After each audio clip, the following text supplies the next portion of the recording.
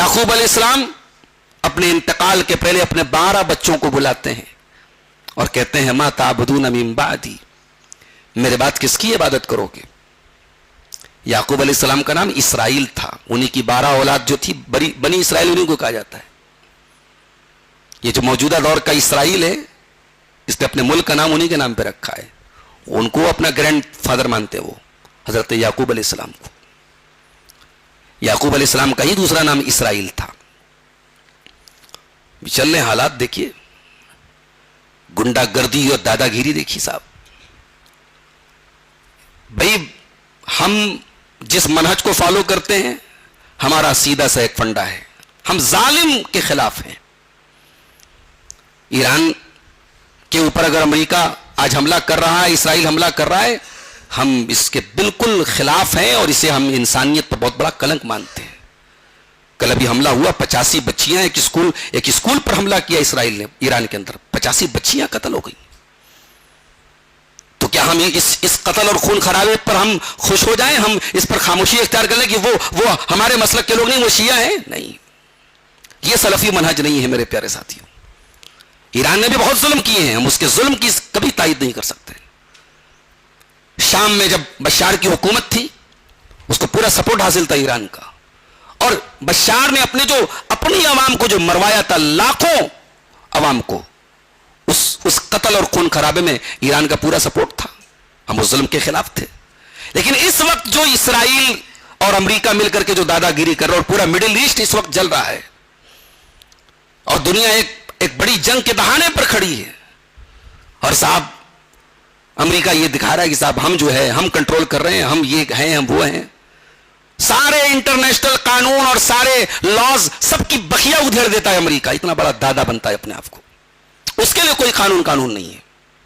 کسی دوسرے ملک کے لیڈر کو، سپریم لیڈر کو اس کے ملک میں میزائل کے ذریعے قتل کر دینا، یہ کوئی معمولی بات تو نہیں ہے۔ تو یہ چل رہا ہے اس وقت دنیا میں۔ ہمارا منہج سیدھا ہے، ہم ہر ظالم کے خلاف ہیں، اور ہم دعا کرتے ہیں اللہ تعالیٰ ظالموں کو ان کے انجام تک پہنچائے، اللہ مظلوموں کی مدد کرے، بس ہماری یہ دعا ہے۔ تو اسرائیل علیہ السلام، یعقوب علیہ السلام اپنے 12 بیٹوں سے کیا کہہ رہے ہیں؟ خبردار، میرے بعد کس کی عبادت کرو گے؟ ہمارے یہاں لوگ مرنے لگتے ہیں، زمین کی بات کرتے ہیں، جائیداد کی بات کرتے ہیں، دولت کی بات کرتے ہیں، بینک بیلنس کی بات کرتے ہیں۔ نبیوں نے عقیدے کی بات کی ہے، توحید کی بات کی ہے۔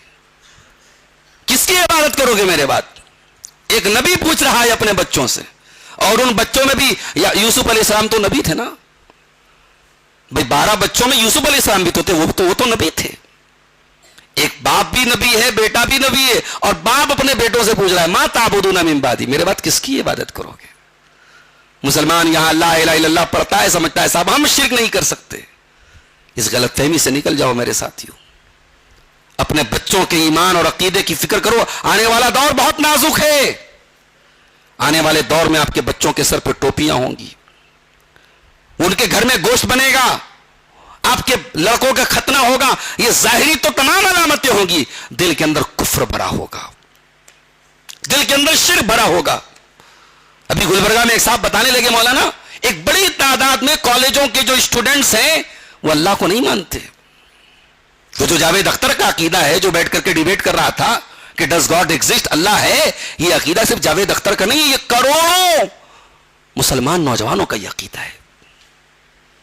وہ نماز پڑھ لیتے ہیں ایز اے فارمیلٹی، وہ روزہ رکھ لیتے ہیں ایز اے فارمیلٹی، لیکن وہ حقیقت میں اللہ میں بلیف نہیں ہے ان کا۔ کتنی مسلمان لڑکیاں ہیں جن کو یہ حجاب اور پردہ بوجھ لگتا ہے کہ یہ کہاں سے، یہ مولویوں نے بوجھ ہم پر ڈال دیا ہے۔ انہیں اچھا لگتا ہے کہ وہ ننگی ہو کے انسٹاگرام پر اپنے فوٹوز ڈالیں۔ کتنے مسلمان ہیں انسٹاگرام پہ، شوہر بیوی کا اکاؤنٹ ہے، بیوی اپنے جسم کا پردرشن کر رہی ہے اور شوہر پیسے کما رہا ہے، بغیرت اپنی بیوی کے ننگے پن کی کمائی کھا رہا ہے، اور مسلمان ہے دونوں میاں بیوی۔ تو یہ تو چل رہا ہے نا صاحب۔ تو سب سے بڑا فتنہ اس دور کا میرے پیارے ساتھیوں شرک کا فتنہ ہے، توحید سے دوری کا فتنہ ہے۔ میرے بھائیوں، رمضان کا مبارک مہینہ چل رہا ہے، اس کا پہلا عشرہ مکمل ہو چکا ہے۔ اب یہ مہینہ تقریباً آدھا ہونے والا ہے، اور جب دوسرا عشرہ کمپلیٹ ہوگا اس کے بعد جب طاق راتیں آئیں گی تو پھر یہ مہینہ کیسے مکمل ہو جائے گا، ختم ہو جائے گا، ہمیں احساس بھی نہیں ہوگا۔ یہ مہینہ آتا ہے تو ہم اس کی قدر نہیں کرتے، اس کے جانے کے بعد احساس ہوتا ہے کہ کتنی بڑی نعمت کو ہم نے گنوا دیا ہے۔ دعا کیجئے رب العالمین ہمیں اس مہینے کی قدر کرنے کی توفیق دے، اور اب تک ہم نے جو ٹوٹی پھوٹی عبادتیں ہم سے ہوئی ہیں اللہ ان کو قبول فرمائے، اور باقی دنوں میں خاص طور سے رمضان کا آخری عشرہ جو سب سے قیمتی ٹائم ہے رمضان کا، جس میں اللہ کے نبی صلی اللہ علیہ وسلم سب سے زیادہ محنت کرتے تھے، اپنے گھر والوں کو جگاتے تھے، اعتکاف کرتے تھے، اور جس میں آپ نے شب قدر کو تلاش کرنے کا حکم دیا ہے۔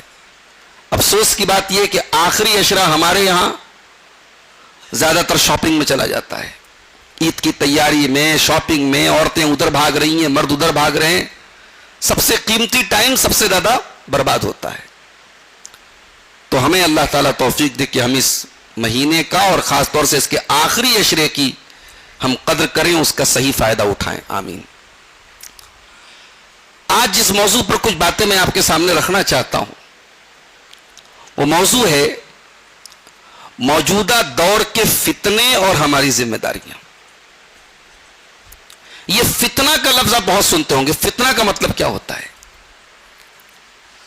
عربی زبان میں سونے کے اوپر جو میل اور کچیل ہوتا ہے، سونے کا میل جو صاف کیا جاتا ہے، سونے کو بالکل پیور کیا جاتا ہے، اس کے کھوٹے اور کھرے کو جو الگ کیا جاتا ہے، اس پروسیجر کا نام، اس پروسیس کا نام عربی زبان میں فتن ہے، اسی سے فتنہ بنا ہے۔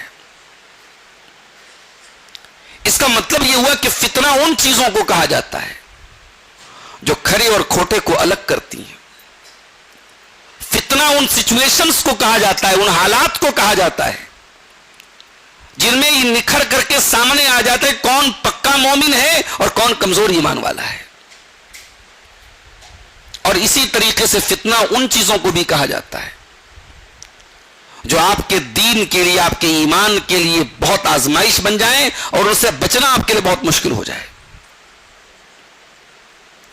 اور یہ جو فتنہ ہے ہر دور میں اللہ تعالیٰ نے ایمان والوں کو آزمایا ہے، فتنوں میں ڈالا ہے۔ قرآن کریم کی جو آیت میں نے آپ کے سامنے پڑھی ہے، سورہ عنکبوت کی ابتدائی آیتیں، اس میں اللہ تعالیٰ نے اسی بات کا اعلان کیا ہے۔ الف لام میم احسب الناس ان يتركوا ان يقولوا آمنا وهم لا يفتنون۔ کیا لوگوں نے یہ سمجھ رکھا ہے کہ ان کو آزمایا نہیں جائے گا، ان کو پرکھا نہیں جائے گا، ان پر فتنے نہیں آئیں گے؟ کیا لوگوں نے یہ سمجھ کے رکھا ہے کہ ان کو یوں ہی چھوڑ دیا جائے گا، بس زبان سے کلمہ پڑھ لیں گے اور ان کو کوئی فتنہ ان کے سامنے نہیں آئے گا؟ ایسا نہیں ہونے والا ہے۔ وَلَقَدْ فَتَنَّ الَّذِينَ مِن قَبْلِهِمْ فَلَيَعْلَمَنَّ اللَّهُ الَّذِينَ صَدَقُوا وَلَيَعْلَمَنَّ الْكَاذِبِينَ۔ اے میرے بندو، ہم نے تم سے پہلے کے لوگوں کو بھی آزمایا تھا، ان کے اوپر بھی فتنے آئے تھے، اور اللہ تعالیٰ کا ہر دور میں یہ دستور رہا ہے تاکہ سچوں کو جھوٹوں سے الگ کر دیا جائے۔ اور قیامت کے پہلے تو بہت زیادہ فتنے آئیں گے۔ بخاری اور مسلم کی روایت، اللہ کے نبی صلی اللہ علیہ وسلم فرماتے ہیں ستکون فتن، ان قریب فتنے پیدا ہوں گے۔ القائد فیہا خیر من القائم، والقائم فیہا خیر من الماشی، والماشی فیہا خیر من السائی۔ اور فتنوں کا ایسا دور آئے گا کہ جو بیٹھا ہے وہ اس سے بہتر ہے جو کھڑا ہوگا، اور جو کھڑا ہے وہ اس سے بہتر ہے جو چل رہا ہے، اور جو چل رہا ہے وہ اس سے بہتر ہے جو دوڑ رہا ہے۔ کیا مطلب ایسے فتنے کا دور آئے گا کہ اس میں جو جتنا کم انوالو ہے اتنا وہ سیف ہے، جس کا جتنا انوالومنٹ زیادہ ہوگا، جو جتنا زیادہ انوالو ہوگا وہ اتنا زیادہ فتنوں میں پڑ جائے گا۔ ایک اور حدیث میں اللہ کے نبی فرماتے ہیں بادروا بالاعمال فتنا، فتنوں کے آنے سے پہلے نیکی میں جلدی کرو، اس سے پہلے کہ فتنے آ جائے۔ کیسے فتنے آ جائیں؟ कक़ित्अ अल-लैल अल-मुज़लिम, जैसे अंधेरी रात में आसमान में सिर्फ अंधेरा नजर आता है, उजाला नजर नहीं आता, ऐसे फितने का दौर आएगा, आपको सच्चाई की रोशनी नजर नहीं आएगी। इतना झूठ होगा, इतना फ्रॉड होगा, दीन के नाम पर इतनी चीटिंग की जाएगी कि दीन की सच्ची तस्वीर आपको नजर नहीं आएगी। कुफ्र की जुल्मत ऐसी छाई हुई होगी कि आपको ईमान का नूर नजर नहीं आएगा, आपको तौहीद की रोशनी नजर नहीं आएगी। फरमाया युस्बिहुर रजुलु मोमिनन व युमसी काफिरा, सुबह को एक इंसान मोमिन होगा, शाम होते होते काफिर हो जाएगा, शाम को मोमिन होगा, सुबह होते होते काफिर हो जाएगा। अपने ईमान को 12 घंटे बचा लेना भी मुश्किल हो जाएगा, 12 घंटे भी ईमान को इंसान बचा नहीं पाएगा। और ये जो फितने आएंगे ये सबके ऊपर आएंगे, इससे कोई एक्सेप्टेड नहीं होगा, कोई एग्जेम्प्टेड नहीं होगा, सब पर आएंगे। हजरत उसामा बिन ज़ैद कहते, बुखारी की रिवायत है, अल्लाह के नबी एक दिन मदीना की एक पहाड़ी पर चढ़े, टीले पर चढ़े, बारिश हो रही थी। आपने सहाबा से कहा सतकूनु फितन, अनकरीब फितने होंगे। इन्नी अरल फितना कमवाक़िल क़त्र फी बुयूतिकुम, ऐ मेरे सहाबा मैं देख रहा हूं कि तुम्हारे घरों में ऐसे फितने पैदा होंगे जैसे बारिश के कतरे आते हैं तो आप खिड़की बंद कर लें, दरवाजा बंद कर लें, बारिश नहीं आएगी तो बौछार आएगी, पानी कुछ न कुछ तो अंदर आएगा। तो ऐसे फितने पैदा होंगे कि हर घर में वो दाखिल हो जाएंगे। आज आप देख लें, भाई मोबाइल की शक्ल में बहुत बड़ा फितना हमारे और आपके घर में है कि नहीं है? कौन बचा है? किसके घर में म्यूजिक की आवाज नहीं बज रही है? किसके घर में इंस्टाग्राम और फेसबुक के जरिए नंगी तस्वीरें नहीं पहुंच रही हैं? हमारी नौजवान नस्ल में कौन है जो इस फितने से सेफ है? ये हराम रिलेशनशिप, ये नाजायज ताल्लुकात, ये ज़िना के अड्डे, ये इस दौर के फितने नहीं है। और ये इस दौर के वो फितने हैं जो हर घर में दाखिल हो रहे हैं। नमाजी के घर में भी दाखिल हो रहे हैं, परहेजगार के घर में भी दाखिल हो रहे हैं। तो अल्लाह के नबी ने फरमाया कि मैं वो फितने देख रहा हूं जो तुम्हारे घरों में दाखिल हो रहे हैं। अच्छा, फितनों को अगर हम बांटना चाहें तो दो कैटेगरी में हम फितनों को बांट सकते हैं। एक फितने वो हैं जिनका ताल्लुक शुबहात से है, जिनका ताल्लुक हमारी नॉलेज से है, हमारे अकीदे से है। और एक वो फितने जिनका ताल्लुक शहवात से है, हमारी डिजायर से है, हमारी ख्वाहिशात से है, हमारे बिहेवियर से, हमारे अखलाक से। तो जो फितने जिनका ताल्लुक शुबहात से है, आइए पहले उनको देखते हैं। इस दौर का सबसे बड़ा फितना क्या है? मुसलमान आज तौहीद से दूर है। कितने मुसलमान हैं उनको तौहीद का मतलब नहीं मालूम। उनको ऐसी पट्टी पढ़ाई गई, वो कब्रों पर सजदा भी कर रहे हैं और इय्याका नअबुदु व इय्याका नस्तईन भी पढ़ रहे हैं।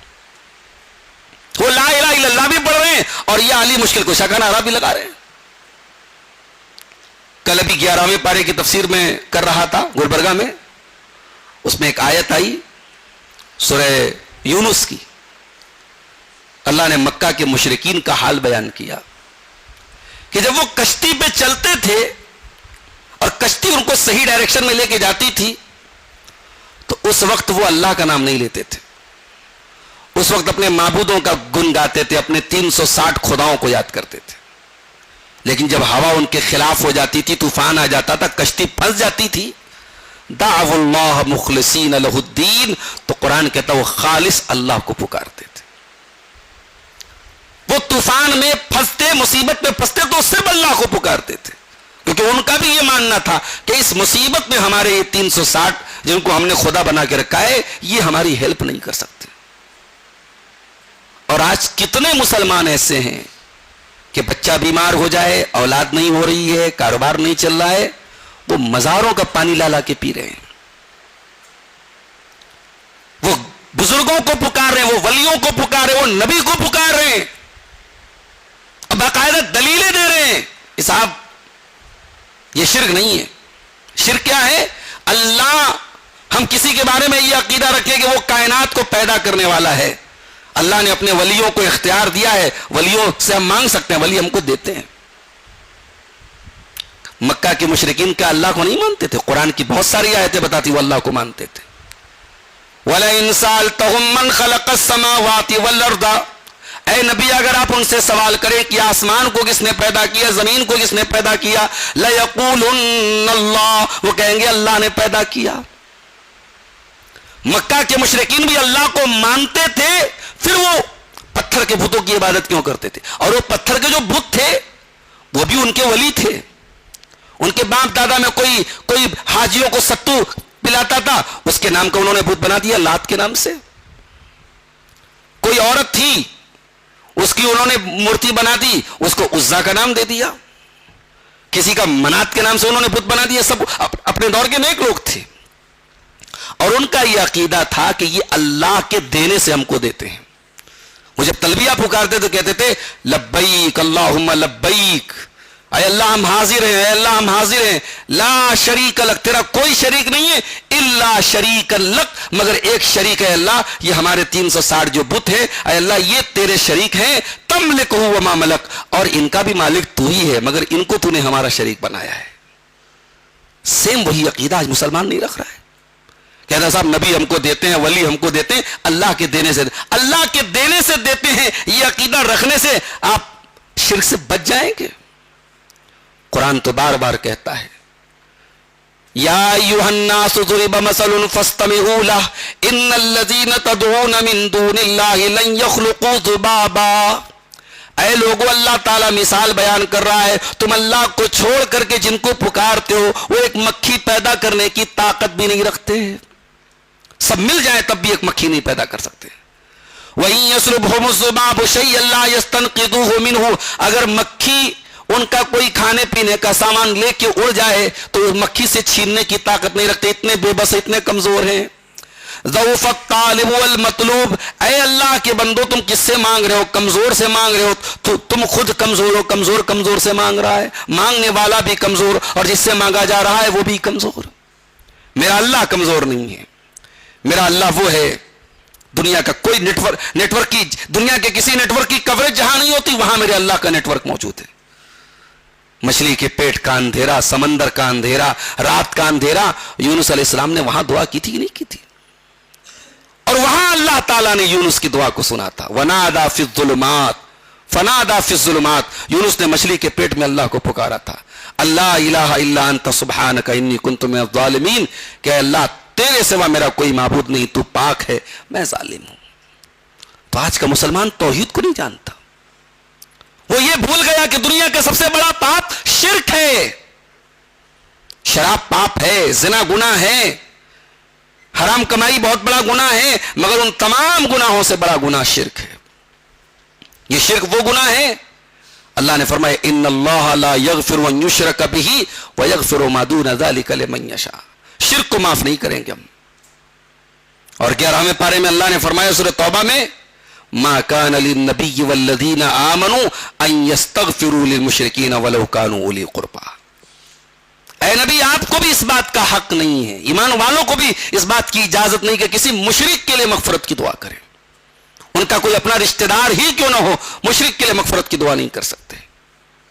اتنا خطرناک معاملہ ہے شرک کا، آج مسلمان توحید سے دور ہے میرے پیارے ساتھی۔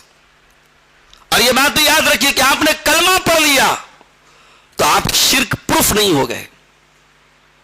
اگر آپ یہ سمجھتے ہیں صاحب ہم نے کلمہ پڑھ لیا اب ہم شرک نہیں کر سکتے، ایسا نہیں ہے۔ آپ کلمہ پڑھ کے بھی شرک کر سکتے ہیں، آپ کو بچنا پڑے گا شرک سے۔ ابراہیم علیہ السلام اللہ سے دعا کرتے ہیں وَجُنُبْنِي وَبَنِيَّ أَن نَّعْبُدَ الْأَصْنَامَ، اے اللہ مجھے اور میری اولاد کو تو شرک سے بچا لے۔ اگر ابراہیم جو امام الانبیاء ہیں، امام الموحدین ہیں، اگر ان کو اس دعا کی ضرورت ہے تو ہمیں تو اور زیادہ ضرورت ہے۔ اور دوسرا فتنہ کیا ہے؟ دین کے بارے میں ڈاؤٹ کا فتنہ ہے۔ انسان جیسے جیسے آگے بڑھ رہا ہے، ترقی کر رہا ہے، وہ دین کو ڈاؤٹ کے دائرے میں لا رہا ہے، وہ دین کو دین آپ کی لاجک سے نہیں چلے گا۔ دین قرآن اور سنت کا نام ہے، دین فالو کرنے کا نام ہے، دین اتباع کا نام ہے۔ اللہ اور اس کے رسول کا فیصلہ آنے کے بعد قرآن اس کی اجازت نہیں دیتا ہے کہ آپ اپنی لاجک کی کسوٹی پر پرکھیں اور تب مانے، نہیں۔ انما كان قول المؤمنين اذا دعوا الى الله ورسوله ليحكم بينهم من يقول سمعنا واطعنا مومن کا کام تو یہی ہے، اللہ کا فیصلہ آ جائے، رسول کا فیصلہ آ جائے، مومن کی زبان سے ایک ہی لفظ نکلنا چاہیے کہ ہم نے سن لیا، ہم نے مان لیا۔ قرآن کا پہلا پارا آپ کھولتے ہیں، الف لام میم ذالک الکتاب لا ریب فیہ ھدی للمتقین، یہ کتاب جس میں کوئی شک نہیں ہے، یہ ہدایت ہے متقیوں کے لیے، الذین یؤمنون بالغیب، جو غیب پر ایمان رکھتے ہیں۔ ہم نے جنت کو نہیں دیکھا، ایمان رکھتے ہیں، جہنم کو نہیں دیکھا، ایمان رکھتے ہیں، فرشتوں کو نہیں دیکھا، ایمان رکھتے ہیں۔ یہ ہے ایمان کی اصل پریچھا، تو یہ ایمان کا اصل ایگزام تو یہ ہے۔ دیکھ کے مان لیا تو کون سا کمال ہے۔ اسی لیے قیامت کے دن جب سورج پچھم سے نکلے گا تو بہت سارے لوگ ایمان لے آئیں گے، مگر قرآن کہتا ہے لم تکن آمنت من قبل، جو پہلے سے ایمان نہیں لایا تھا، سورج کو پچھم سے نکلتا ہوا دیکھ کے اگر وہ ایمان لے بھی آئے، اس کا ایمان اس کو فائدہ نہیں پہنچائے گا۔ تو یہ اس دور کا دوسرا بڑا فتنہ ہے، دین کے اندر ڈاؤٹس پیدا کرنے کا، اللہ کے اوپر سوال اٹھانا، جنت کے اوپر سوال اٹھانا۔ جنت کی 72 حوروں پر آج اپنے مسلمان سوال اٹھا رہے۔ کتنے لوگ ہیں ان کو حوروں کا کانسیپٹ نہیں سمجھ میں آتا۔ ابھی میرا ایک یوٹیوب پر ایک لیکچر ہے، جنت میں عورتوں کو کیا ملے گا، سوال آتا ہے نا بھی، مردوں کو حور ملے گی، عورتوں کو کیا ملے گا۔ اس پر میرا ایک پرانا لیکچر ہے، 5-6 سال پرانا۔ ایک دن میں ایسے ہی دیکھ رہا تھا، کمنٹ پڑھ رہا تھا لوگوں کے، کسی محترمہ کا کمنٹ تھا، کسی خاتون کا کمنٹ تھا کہ میں تو اپنے شوہر کو جنت میں حور بھی لینے نہیں دوں گی، مجھے کوئی دعا بتائیے میرے شوہر کو جنت میں حور بھی نہ ملے۔ یہ مسلمان عورت کہہ رہی ہے۔ اور ایسی ہی عورتیں ہوتی ہیں جو کہتی ہیں صاحب میرا شوہر زنا کر لے گوارا ہے، دوسرا نکاح کر لے گا تو آگ بھڑک جائے گی، جنگ ہو جائے گی۔ یہ ایمان کی کمزوری نہیں ہے میرے بھائیوں۔ آپ جنت پر سوال اٹھا رہے ہیں، آپ حوروں پر سوال اٹھا رہے ہیں، بالی ووڈ والے 72 حوروں پر فلمیں بنا رہے ہیں، اور ہمارا مسلمان بھی جو ہے ان حوروں اور ان جنت کے تعلق سے جو ہے وہ ذہن میں ڈاؤٹس پالے ہوئے ہیں۔ نہیں، اللہ کے نبی نے فرمایا قیامت کے پہلے وہ دور آئے گا، لوگ بہت زیادہ سوالات کریں گے، اتنے زیادہ سوالات کریں گے کہ شیطان اس لیول پہ لا کے کھڑا کرے گا کہ لوگ سوال کریں گے کہ ہر چیز کو اللہ نے پیدا کیا، فمن خلق اللہ، ہو کریٹڈ اللہ، اللہ کو کس نے پیدا کیا؟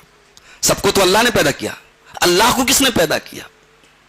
یہ سوال اگر کسی کے ذہن میں آ جائے، اللہ کے نبی نے فرمایا فلیستعذ باللہ ولینتہی، اللہ کی پناہ طلب کرو، اعوذ باللہ من الشیطان الرجیم پڑھو اور باز آ جاؤ، اس طریقے کے سوالوں کو ذہن سے نکال کے پھینک دو۔ تو یہ دوسرا بہت بڑا فتنہ ہے اس دور کا۔ تیسرا فتنہ جس کا تعلق شبہات سے ہے، وہ یہ ہے کہ انسان آج اپنے زندگی کے مقصد کو بھول کے بیٹھا ہوا ہے۔ ہماری زندگی کا مقصد کیا ہے؟ کھانا، کمانا، انجوائے کرنا؟ نہیں، یہ مقصد نہیں ہے، یہ مقصد کی راہ کا ایک ذریعہ ہے۔ مقصد کیا ہے؟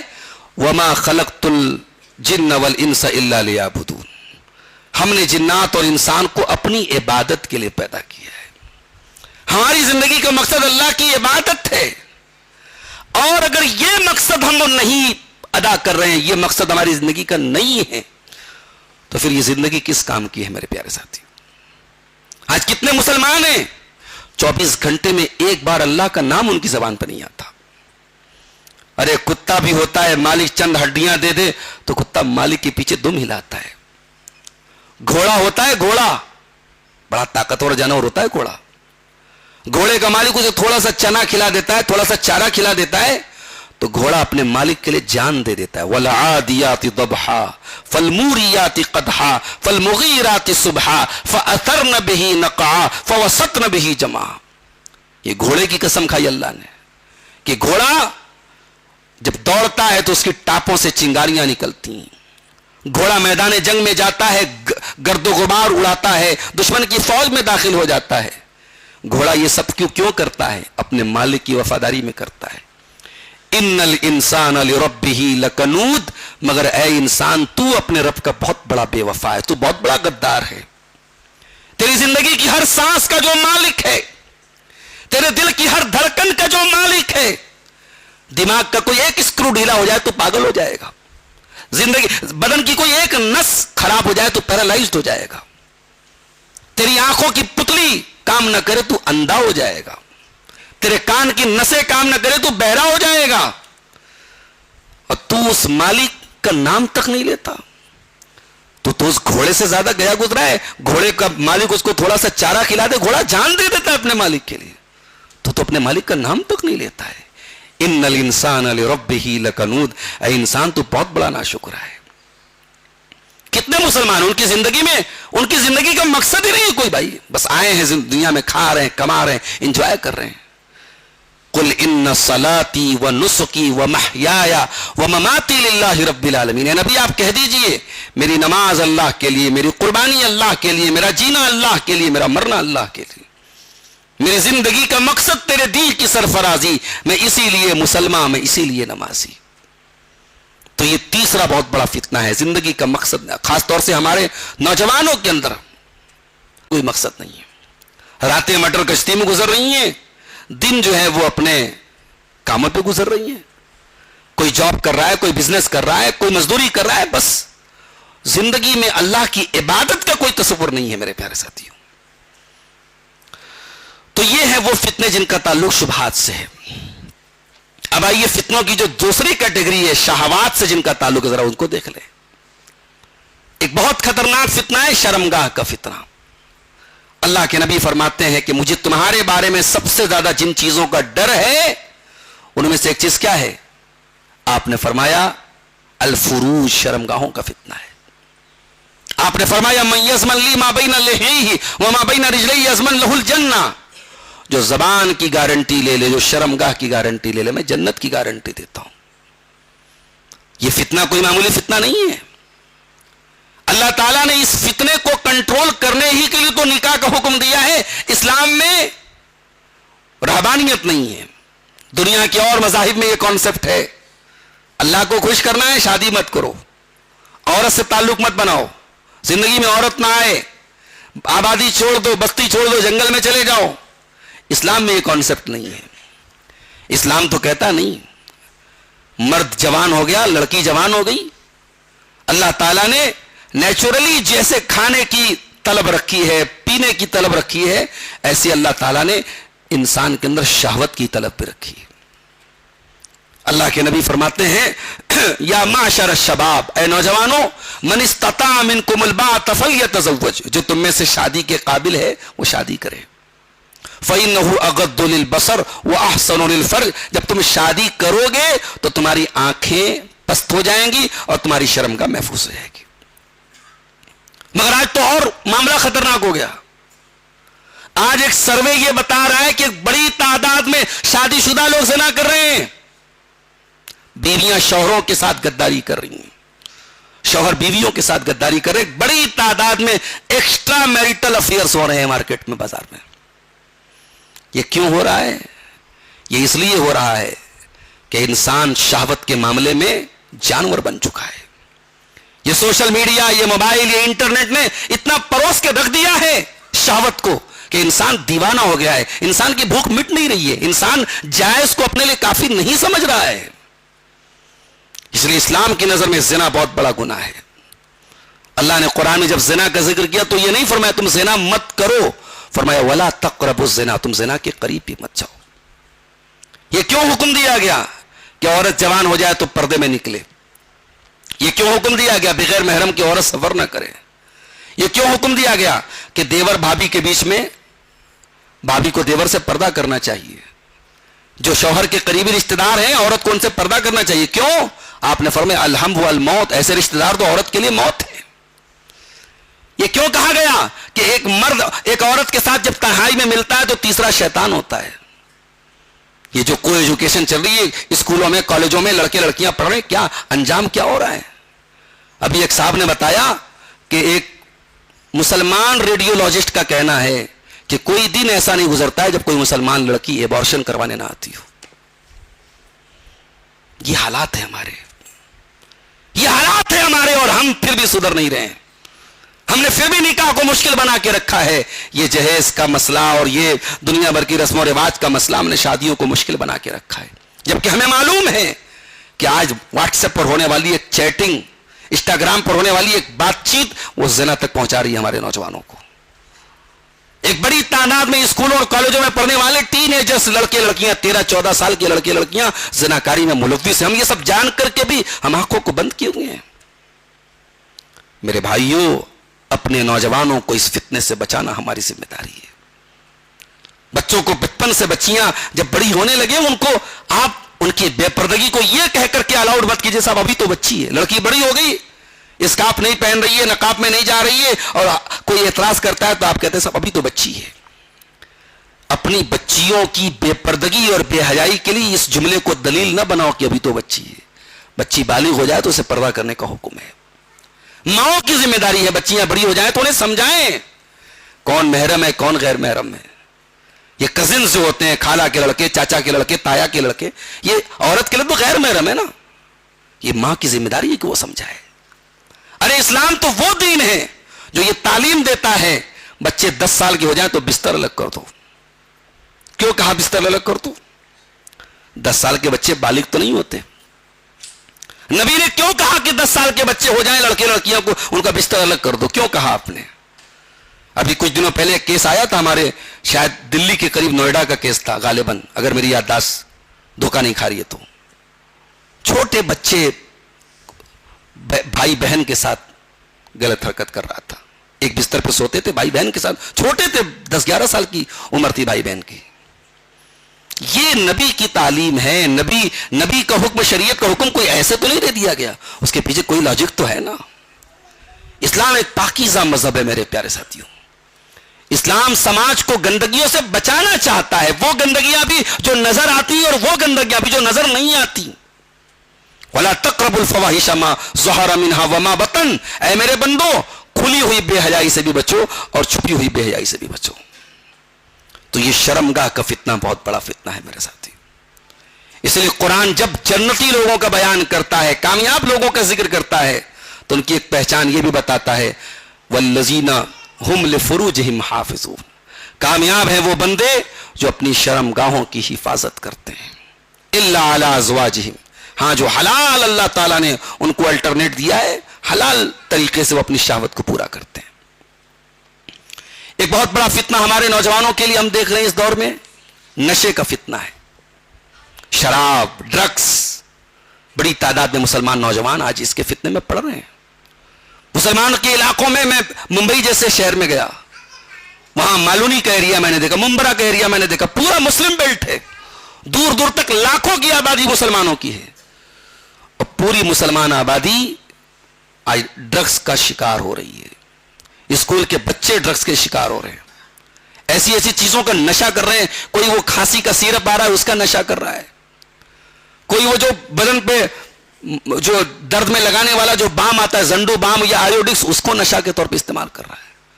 کوئی وہ سائیکل کے اور بائک کے ٹائر کو جوڑنے والا جو سولوشن آتا ہے پنکچر بنانے والا, اس کا نشہ کر رہا ہے. یہ نشے کے اندر بھی ویرائٹی ہے, نشے کے اندر بھی نئی نئی جو کھوج ہو رہی ہے, یہ نوجوان ہمارا کر رہا ہے. اور یہ کون سا نوجوان کر رہا ہے؟ اسلام کو ماننے والا جو ہر طریقے کے نشے کو حرام قرار دیتا ہے. اللہ کے نبی نے فرمایا کل مسکر خمر وکل خمر حرام, ہر نشے والی چیز کا حکم شراب کا ہے اور شراب حرام ہے. اللہ قرآن میں کہتا ہے انما الخمر والمیسر والانصاب والازلام رجس من عمل الشیطان, یہ شراب, یہ جوا, یہ پانسے کے تیر, یہ غیر اللہ کے آستانے, یہ سب گندے کام ہیں, شیطان کے کام ہیں. فاجتنبوہ لعلکم تفلحون, ان سے بچو تبھی تم کامیاب ہو سکتے ہو. تو اس دور کا نشہ بہت بڑا فتنہ ہے میرے پیارے ساتھیوں. اگر کوئی لڑکا نشے کا شکار ہو جائے گھر برباد ہو جاتا ہے. کسی گھر میں کوئی ایک نشہ کرنے والا آدمی آ جائے وہ گھر برباد ہو جاتا ہے, بچے برباد ہو جاتے ہیں. کتنے گھروں میں ڈومیسٹک وائلنس ہو رہا ہے, عورتوں پر ظلم ہو رہا ہے, بچوں پر ظلم ہو رہا ہے. کیوں؟ اس کی وجہ کیا ہے؟ شراب, نشہ. تو اس نشے سے بھی میرے بھائیوں ہم کو بچنا ہے. اس دور کے فتنوں میں سے ایک بہت بڑا فتنہ اپنے وقت کا صحیح استعمال نہ کرنا ہے. ہماری سب سے بڑی پونجی ہمارا وقت ہے. یہ وقت ہے جس کی اللہ نے قرآن میں قسم کھائی ہے, والفجر, فجر کی قسم, والعصر, زمانے کی قسم, والضحیٰ, چاشت کے وقت کی قسم. اللہ نے ٹائم کی قسم کھائی ہے. انسان کی سب سے بڑی پونجی اس کا ٹائم ہے. ان الانسان لفی خسر, زمانے کی قسم انسان گھاٹے میں ہے. کون گھاٹے میں ہے؟ جو اس وقت کی قدر نہ کرے. ایک آدمی برف بیچ رہا تھا اور اس کی جو برف تھی وہ پگھل رہی تھی. صبح سے دوپہر ہو گئی, برف کوئی خرید نہیں رہا ہے, برف پگھل رہی ہے. تو وہ چلانے لگا اور کہنے لگا کوئی ہے جو میرے کیپٹل کو ڈوبنے کے پہلے میرا برف خرید لے, میری پونجی اس سے پہلے کہ میری پونجی پگھل جائے, کوئی ہے جو میرا سامان خرید لے, میں نقصان میں نہ پڑ جاؤں. سلف کہتے ہیں کہ اس برف بیچنے والے کو دیکھ کر کے ہمیں سورہ عصر کا مطلب سمجھ میں آیا. والعصر ان الانسان لفی خسر, زمانے کی قسم انسان گھاٹے میں ہے. جو اس پونجی کو جو دن بدن گل رہی ہے, ہم تو جیسے جیسے گزر رہے ہیں, ہم تو ہر دن اپنی موت سے قریب جا رہے ہیں. 2026 کا رمضان ہمیں ملا ہے, کیا گارنٹی ہے کہ 2027 میں ہم زندہ رہیں گے؟ کتنے لوگ تھے پچھلے سال اس مسجد میں نماز پڑھتے تھے, آج نہیں ہے وہ ہمارے بیچ میں. ان میں جوان بھی ہیں, ان میں بوڑھے بھی ہیں, اللہ کو پیارے ہو گئے. ابھی گلبرگہ میں مجھے آئے ہوئے 10 دن ہوا, 11 دن ہوا. ابھی ایک دن ایک جنازہ آیا تھا, زیادہ ایج نہیں تھی, 40-45 سال کا ایک آدمی. حج کر کے آئے, بیچارے بیمار پڑے اور اس کے بعد ایسا بیماری بڑھتی چلی گئی, بھی رمضان میں ان کا انتقال ہوا. بیماریاں آپ سے پوچھ کے نہیں آئیں گی, موت آپ سے اپائنٹمنٹ لے کے نہیں آئے گی. میرے پیارے ساتھیوں, زندگی میں ایک ایک منٹ کی قدر کرو میرے ساتھیوں. زندگی کا گزرا ہوا ایک منٹ بھی ہمیں واپس ملنے والا نہیں ہے. اللہ قرآن میں کہتا ہے حتی اذا جاء احدهم الموت قال رب ارجعون, جب تمہارے پاس موت آئے گی تو تم کہو گے اللہ ہم کو دوبارہ دنیا میں موقع دے دے, ایک چانس اور دے دے. لعلی اعمل صالحا, تاکہ میں نیک عمل کر لوں. اے اللہ ایک موقع اور دے دے, میں نیک عمل کر لوں. اللہ فرمائے گا کلا, نہیں نہیں, یہ ہونے والا نہیں ہے. انہا کلمۃ ہوا قائلھا, یہ بس ایک بات ہے جو تم اسے نکال رہا ہے, یہ ہونے والا نہیں ہے. مرنے کے بعد کسی کو دوبارہ دنیا میں آنے کا چانس نہیں ملے گا. اس لیے میرے پیارے ساتھیو وقت کی قدر کیجیے. اور آخری بات میں بیان کر کے بات ختم کروں. آج کے فتنوں کی اگر ہم بات کریں تو ایک بہت بڑا فتنہ جو ہے وہ یہ ہے کہ انسان کے سامنے اللہ کے بارگاہ میں جواب دہی کا احساس نہیں ہے. جب تک یہ ڈر ہمارے اندر نہیں ہوگا کہ ہمیں جواب دینا ہے, ہمارے اوپر کوئی ذات ہے. بھئی آج مسجدوں میں کیمرہ لگا ہے, کیوں لگا ہے؟ کیونکہ مسجد کی سیکیورٹی کے لیے لگا ہے. کیمرہ لگا ہے تو چوری کرنے والا بھی چوری کرنے کے پہلے 1000 بار سوچے گا, نہیں صاحب کیمرہ لگا ہے, ریکارڈ ہو جائے گا, ہماری تصویر آ جائے گی. کیمرہ اگر لگا ہے تو چور چوری سے ڈر رہا ہے, غلط کام کرنے والا غلط کام سے ڈر رہا ہے. جبکہ یہ کیمرہ انسان کا بنا ہوا کیمرہ ہے. اور اللہ کا کیمرہ تو کبھی خراب بھی نہیں ہو سکتا. اللہ کا کیمرہ تو 24 گھنٹے آن ہے. وَإِنَّ عَلَيْكُمْ لَحَافِظِينَ كِرَامًا كَاتِبِينَ يَعْلَمُونَ مَا تَفْعَلُونَ, میرے بندو ہم نے تمہارے اوپر کرامن کاتبین کو متعین کر دیا ہے, وہ تمہاری ایک ایک ایکٹیویٹی کو ریکارڈ کر رہے ہیں. ما يلفظ من قول الا لديه رقیب عتید, میرے بندے جب تو کوئی بات بولتا ہے, تیری زبان سے کوئی لفظ نکلتا ہے, فرشتے اس کو بھی ریکارڈ کر رہے ہیں. یعلم خائنۃ الاعین, جب تو راستہ چلتا ہے اللہ تیری آنکھوں کی چوری کو بھی جانتا ہے. اس لیے میرے بھائیوں یہ ڈر ہمیں اپنے اندر بھی پیدا کرنا چاہیے, اپنے بال بچوں کے اندر بھی پیدا کرنا چاہیے کہ اللہ کو جواب دینا ہے. اپنے بچوں کو یہ سکھائیے کہ اللہ کو جواب دینا ہے, اللہ دیکھ رہا ہے. حضرت لقمان اپنے بچے سے کہتے ہیں یعلم خائنۃ یا بنی انہا ان تک مثقال حبۃ من خردل فتکن فی صخرۃ او فی السماوات او فی الارض یأتی بها اللہ, اے میرے بچے اگر ایک رائی کے دانے کے برابر بھی کوئی چیز ہے, چٹان کے اندر ہے, آسمان میں کہیں ہے, زمین پہ کہیں ہے, اللہ تعالیٰ اس کو سامنے لے آئے گا. ان اللہ لطیف خبیر, اللہ تعالیٰ باریک سے باریک چیز کی خبر رکھنے والا ہے. اب آخر میں آئیے ہم اپنے ٹاپک کے سب سے اہم حصے پر آتے ہیں کہ آپ کو میں نے یہ فتنے بتا دیا, اب ان کا سولوشن کیا ہے, ہمیں کیا کرنا چاہیے, ہماری ذمہ داری کیا ہے. فتنوں کو تو میں نے بتا دیا کیا کیا فتنے ہیں, تو یہ چند منٹ میں چاہتا ہوں کہ وہ چیزیں بتا دوں جو ہمیں کرنا ہے, جو ہماری رسپانسبلٹی ہے. اس میں سب سے پہلا کام ہمیں یہ کرنا ہے کہ ہمیں اپنا تعلق قرآن سے جوڑنا ہے. رمضان کا مہینہ ہے, قرآن پڑھیے میرے بھائی, قرآن پر غور کیجیے. قرآن فتنوں کے دور میں آپ کے دل کو مضبوطی دے گا. وقال الذین کفروا لولا نزل علیہ القرآن جملۃ واحدہ, یہ کافر کہتے ہیں کہ قرآن پورا اکٹھے کیوں نہیں اترا؟ کذالک لنثبت بہ فؤادک، اے نبی یہ قرآن ہم نے دھیرے دھیرے اتارا ہے تاکہ آپ کے دل کو ہم مضبوط کریں۔ قرآن سے دل مضبوط ہوتا ہے، قرآن سے ہمت ملتی ہے، قرآن سے طاقت ملتی ہے، قرآن سے آپ فتنوں سے بچ سکتے ہیں۔ میرے ساتھیوں، فتنوں کے اس دور میں دوسرا کام ہمیں کیا کرنا ہے؟ ایمان پہ ثابت قدم رہنا ہے، اور ایمان ایک پیڑ کا نام ہے، ایمان ایک پیڑ کی جڑ کا نام ہے۔ جڑ میں تو ایمان ہے، لیکن پیڑ کی شاخیں اگر نہ ہو تو پھر پیڑ کس کام کا ہے؟ تو جڑ ایمان ہے اور شاخیں جو اس کی ہیں وہ عمل صالح ہے۔ اس لیے قرآن بار بار ایمان اور عمل صالح دونوں کا نام لیتا، ہم ایمان والے بھی بنے اور نیک عمل کرنے والے بھی بنے۔ اللہ فرماتا ہے یثبت اللہ الذین آمنوا بالقول الثابت فی الحیات الدنیا وفی الآخرہ، اللہ ایمان والوں اور نیک عمل کرنے والوں کو مضبوطی دے گا دنیا میں بھی اور آخرت میں بھی۔ تو یہ ہم کام کریں۔ اور تیسرا کام اس دور میں ہمیں یہ کرنا ہے، عبادتوں کا اہتمام کریں۔ یہ تراویح کا موقع مل رہا ہے، اس کو غنیمت سمجھیں، نہیں چھوڑیں تراویح کسی دن۔ میں مانتا ہوں جسم آپ کا تھک جا رہا ہے، تھکے گا، میں مانتا ہوں ابھی دل جتنا لگنا چاہیے نہیں لگ رہا ہے، ہم لوگ کمزور ایمان والے لوگ ہیں، ہمارا نماز میں اتنا من نہیں لگ رہا ہے، مگر اپنے من کو ماریے، اپنے نفس پر تھوڑا دباؤ ڈالیے اور یہ کوشش کیجئے کہ رمضان بھر پوری تراویح پڑھیے۔ اللہ کے نبی فرماتے ہیں العبادۃ فی الحرج کہجرۃ الی، فتنوں کے دور میں عبادت کرنے کا ثواب ایسا ہی ہے جیسے کوئی ہجرت کر کے ہمارے پاس آتا ہے۔ تو اس دور میں عبادتیں بہت ضروری ہیں میرے ساتھیوں۔ چوتھی چیز یہ ہے کہ ہم نبیوں کے واقعات پڑھیں، نبیوں کے واقعات سے ہمیں ایک انسپریشن ملے گا، ایک سبق ملے گا، اور ہمیں یہ پتا چلے گا کہ نبیوں نے کیا کیا جھیلا ہے، ہماری کیا حیثیت ہے۔ وَكُلًّا نَقُصُّ عَلَيْكَ مِنْ أَنْبَاءِ الرُّسُلِ مَا نُثَبِّتُ بِهِ فُؤَادَكَ، اے نبی ہم آپ کو نبیوں کے واقعات بیان کرتے ہیں تاکہ آپ کا دل مضبوط ہو جائے۔ تو فتنوں کے دور میں اگر اپنے دل کو ہمیں مضبوط کرنا ہے تو نبیوں کے واقعات کے ساتھ اپنا تعلق ہمیں جوڑنا پڑے گا۔ اور پانچویں چیز یہ ہے میرے ساتھیوں کہ ہم اپنی صحبت اور اپنی سنگت کو ہم سنواریں، اچھے لوگوں کے ساتھ ہم رہیں، ہم یہ دیکھیں کہ ہم کن لوگوں کے ساتھ اٹھتے بیٹھتے ہیں۔ جمعہ کا دن ابھی آیا تھا تو آپ لوگوں نے سورہ کہف پڑھی تھی۔ سورہ کہف میں اللہ نے اپنے نبی سے کیا فرمایا؟ وَاصْبِرْ مَعَ الَّذِينَ يَدْعُونَ وَاصْبِرْ نَفْسَكَ مَعَ الَّذِينَ يَدْعُونَ رَبَّهُمْ بِالْغَدَاةِ وَالْعَشِيِّ يُرِيدُونَ وَجْهَهُ، اے نبی آپ ان لوگوں کے ساتھ اٹھیں بیٹھیں جو اللہ کو یاد کرتے ہیں۔